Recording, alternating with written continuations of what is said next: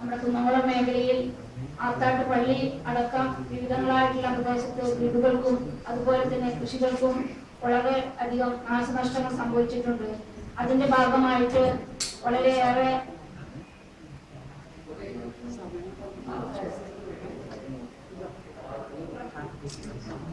കുറേയധികം പ്രമേയങ്ങൾ ഇവിടെ ലഭിച്ചിട്ടുണ്ട്. അതിനു മുൻപ് തന്നെ നമ്മളതൊരു അജണ്ടയാക്കി ചർച്ച ചെയ്യാൻ തീരുമാനിച്ചിരുന്നു. അജണ്ട ഇന്നലത്തെ വൈദ്യുതി ഇല്ലാത്തതിന്റെ ഒരു ഭാഗമായിട്ട് അജണ്ട മുഴുവനായിട്ട് അടിച്ചു കിട്ടിയിട്ടില്ല.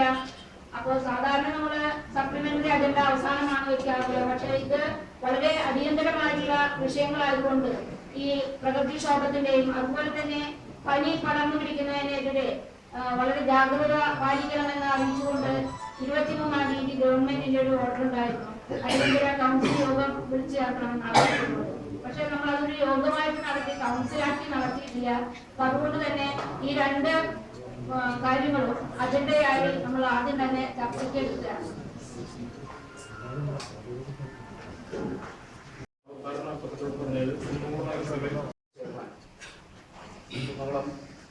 നഗരത്തിന്റെ വിവിധ പ്രദേശങ്ങളിൽ വലിയ തോതിലുള്ള നാശനഷ്ടമാണ് ഈ പ്രകൃതിയുടെ വികൃതിയുടെ ഭാഗമായി ഉണ്ടായിട്ടുള്ളത്.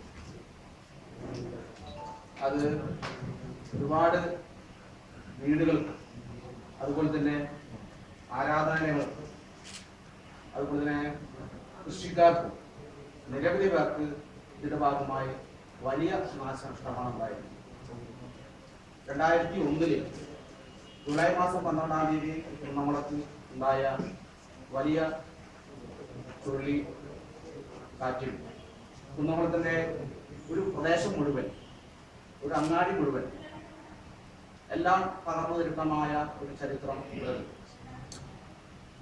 അന്ന് ചെറിയ തോതിലെങ്കിലും 1000-500 രൂപയ്ക്ക് വെച്ച് നമുക്ക് കുന്നംകുളം നഗരസഭ എന്ന രീതിയിൽ ആ ദുരിതം അനുഭവിക്കുന്ന ആളുകൾക്ക് സഹായിക്കാൻ വേണ്ടി കഴിയും. അങ്ങനെ കഴിയണമെങ്കിൽ സർക്കാരിന്റെ അനുമതി വേണം. അങ്ങനെ സർക്കാരിന്റെ അനുമതി ലഭിച്ചുകൊണ്ട് തന്നെയാണ് കഴിഞ്ഞ കാലത്ത് അത്തരത്തിൽ നമ്മൾ സഹായം ചെയ്തുവെങ്കിൽ ഇപ്പോ 2017 കൃത്യമായി പറഞ്ഞ 16 വർഷങ്ങൾക്ക് ശേഷം അതിനേക്കാളും ഭയാനകമായ രീതിയിൽ കാറ്റും അതുപോലെ തന്നെ മഴയും നമ്മുടെ നാടിനെ വലിയ തോതിലുള്ള ദുരിതം വിതച്ചിരിക്കുകയാണ്. ഏതാണ്ട് നൂറ്റാണ്ടുകൾ പഴക്കമുള്ള ആരാധനാലയം അത് കാണാൻ പോലും നമുക്ക് കഴിയില്ല, അത്രയും ഭയാനകമാണ്.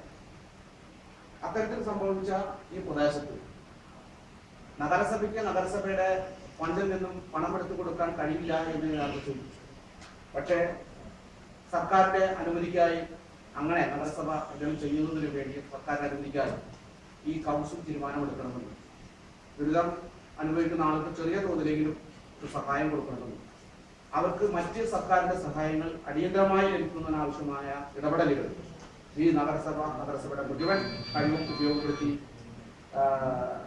ഇതിന്റെ മുന്നിൽ നിൽക്കാൻ കഴിയണം എന്നുള്ളതാണ് ഇപ്പൊ നടന്ന കാര്യങ്ങൾ എന്ന് പറയുമ്പോൾ ചെയർപേഴ്സൺ ഉൾപ്പെടെയുള്ള നഗരസഭയിലെ ഏതാണ്ട് മുഴുവൻ കൗൺസിലർമാരും ജനപ്രതിനിധികളും ഈ പ്രദേശങ്ങളെല്ലാം തന്നെ സന്ദർശിക്കുകയാണ്. നമുക്കറിയാം 2 ദിവസം ആ ഓർഫനേജിലെ കുട്ടികൾക്ക് ഭക്ഷണം കൊടുക്കുന്നത് നഗരസഭ എന്ന രീതിയിലാണ്. അത്തരത്തിലുള്ള ചെറിയ തോതിലുള്ള ഇടപെടലൊക്കെ തന്നെ അടിയന്തര ഘട്ടത്തിൽ ചെയ്തു നിർത്തുന്നതിന് വേണ്ടി ചെയർപേഴ്സൺ മുന്നിട്ട് നിന്ന് നടത്താൻ വേണ്ടി കഴിഞ്ഞിട്ടുണ്ട്. അതുപോലെ തന്നെ ഇനിയുള്ള ഈ ഏറ്റവും അടുത്ത ദിവസങ്ങളിൽ നമുക്ക് സർക്കാരിന്റെ അനുമതിക്കായി പ്രതീക്ഷിക്കാനും അവർക്ക് ഏതൊരു തരത്തിലുള്ള സഹായം ലഭിക്കുന്നതിന് ഒരു ശ്രമം കൗൺസിലിന്റെ ഭാഗത്തുണ്ടാകണമെന്ന് ആ അജണ്ടയിൽ കൂടി നേരത്തെ പറഞ്ഞ ഈ നമ്മുടെ നാട്ടിലെ പടർന്നു പിടിച്ച പനി, ആ പനിക്കെതിരായുള്ള പ്രതിരോധ പ്രവർത്തനങ്ങൾ കേരളത്തിൽ എല്ലാ സ്ഥലത്തും നടന്നുകൊണ്ടിരിക്കുകയാണ്. പ്രത്യേകിച്ച് പറയുകയാണെങ്കിൽ 27, 28, 29 തീയതികളായി കേരളത്തിലെ എല്ലാ ജനപ്രതിനിധികളും പ്രതിരോധ പ്രവർത്തനത്തിൽ ഇറങ്ങാൻ തീരുമാനിച്ചിരിക്കുകയാണ്. നമ്മളും ആ രീതിയിലുള്ള പ്രവർത്തനം കാര്യക്ഷമമായിട്ട് നടത്തുന്നതിന് വേണ്ടി തീരുമാനമെടുത്തിറങ്ങണം.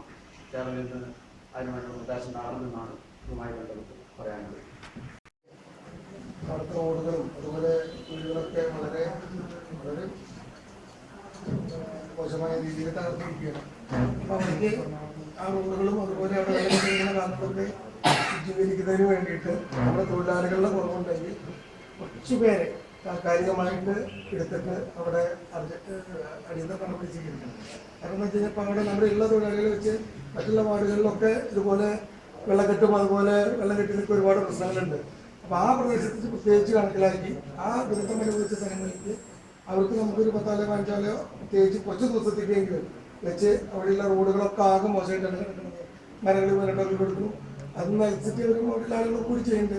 അതിനൊപ്പം നമുക്ക് അവരെ സഹായിക്കാൻ വേണ്ടി ആളുകളെ പ്രത്യേകിച്ച് കുറച്ച് പേരെങ്കിലും ഒരു 10 പേരെങ്കിലും നമ്മൾ പ്രത്യേകിച്ച് നിയമിച്ചിട്ട് അവിടെ അടിയന്തരമായിട്ട് നിയമിക്കണമെന്നാണ് ഒരു കാര്യം പറയാനുള്ളത്. പിന്നെ കഴിഞ്ഞ കാലഘട്ടത്തിൽ ഇതുപോലെ ദുരന്തമുണ്ടായപ്പോൾ നമ്മൾ സഹായം കൊടുത്തിരുന്നു. അത് ചില വീടുകളൊക്കെ ഇപ്പോൾ സൈഡ് ഞങ്ങളുടെ വീട് ഒരു കൗൺസിലറിലേക്ക് പറയില്ല, നമ്മുടെ പാർട്ടി പ്രവർത്തകരുടെ വീടാണ്. വീട് വളരെ രീതിയിൽ ഒന്നുമല്ലാത്ത രീതിയിൽ തകർന്ന് തെരിപ്പണായി കിടക്കും. അപ്പം അതിലേക്ക് എന്തെങ്കിലും സഹായം അതിപ്പോൾ ചെയർമാൻ്റെ ഭാഗത്തു നിന്ന് ചെയർമാൻ്റെ ഫണ്ടോ അല്ലാച്ചെങ്കിൽ നിങ്ങൾക്ക് കിട്ടുന്ന എന്തെങ്കിലും ഞങ്ങൾ സംഭാവന ചെയ്യാൻ തയ്യാറാണ്. അതിന് ചെയർമാൻ മുൻകൈ എടുക്കുകയാണെങ്കിൽ ഞങ്ങളെല്ലാവരും ഇപ്പോൾ ആഗ്രഹ കേസ് എല്ലാവരും അതിന് തയ്യാറാവും. അങ്ങനത്തെ വളരെ കഷ്ടത അനുഭവിക്കുന്ന ആളുകൾക്ക് എന്തെങ്കിലും ചെയ്യണമെങ്കിൽ അത് ചെയ്യാൻ തയ്യാറാണ്. അതിന് ചെയർമാൻ അതിന് മുൻകൈയിട്ട് ഇറങ്ങണം എന്നുള്ളതാണ് പറയാനുള്ളത്. ഈ ഒരു കാര്യത്തിൽ ചെയർമാൻ എടുക്കുന്ന ഈ തൽക്കാലം ഇതൊക്കെ ഒന്ന് ശാന്താവുന്നതായി നമുക്ക് ഉദാഹരണങ്ങൾ വേണ്ട. ഈ പരിപാടികളൊക്കെ അലസണ്ടായിട്ട് ഈ വക കാര്യങ്ങളുടെ ശ്രദ്ധ കൊടുക്കാം. അതിന് ഞാൻ എല്ലാവിധ പിന്തുണയും ഉണ്ടാവുന്നു.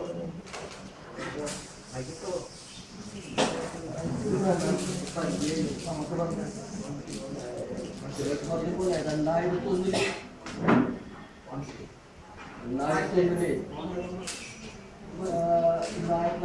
2001 വെള്ളിക്കാറ്റുണ്ട്. അങ്ങാടി ഇടിച്ചിട്ടാണ് 10-12 വീടുകൾക്ക് വീട് കിട്ടുന്നത്. എന്നാൽ ഇപ്പോൾ പോയി അടുക്കളയിലെ രൂപമുണ്ടായി ഈ ചുഴലിക്കാറ്റ് അന്നൂര് ചിറ്റന്നൂര് മേഖലകളിൽ വന്ന ആൾക്കാരുടെ മറ്റേ പുറത്തേക്കാളുകളുടെ മുന്നൂര് ഇരിക്കുന്ന ഭാവികളൊക്കെ ഉണ്ട്.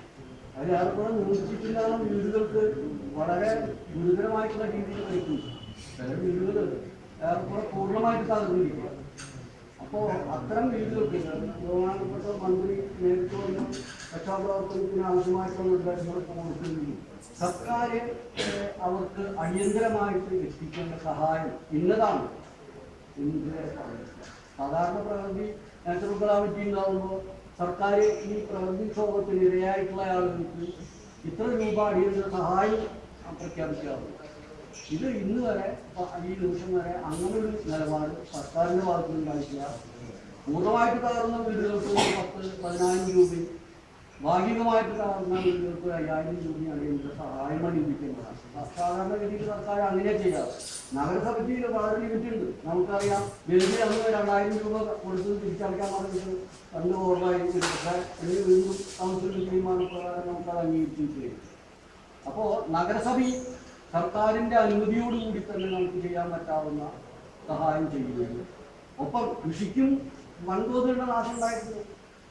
മറ്റേ തീരമുള്ള മേഖലയിലൊക്കെ ഒരുപാട് കവുങ്ങുകളും തെങ്ങുകളും ഒക്കെ തന്നെ പോയിട്ടുണ്ട്. അപ്പോൾ അടിയന്തര സഹായം വീടുകൾക്കാണ് ചെയ്തിട്ടുള്ളത്. വീടുകൾ വളരെ ദുരിതപൂർവമായിട്ടുള്ള ജീവിത സാഹചര്യമുള്ള ആളുകൾ പോയിട്ടുണ്ട്. അപ്പോൾ അവരെ അടിയന്തരമായി സഹായിക്കുന്നതിന് ആവശ്യമായിട്ടുള്ള നിർദ്ദേശം നമ്മൾ ഈ കൗൺസിൽ ഒറ്റക്കെട്ടായി കൗൺസിൽ തീരുമാനിക്കും. ഒപ്പം സർക്കാരിൻ്റെ ഭാഗത്ത് എന്ത് നടപടി ഉണ്ടാവണമെന്ന് പറയും.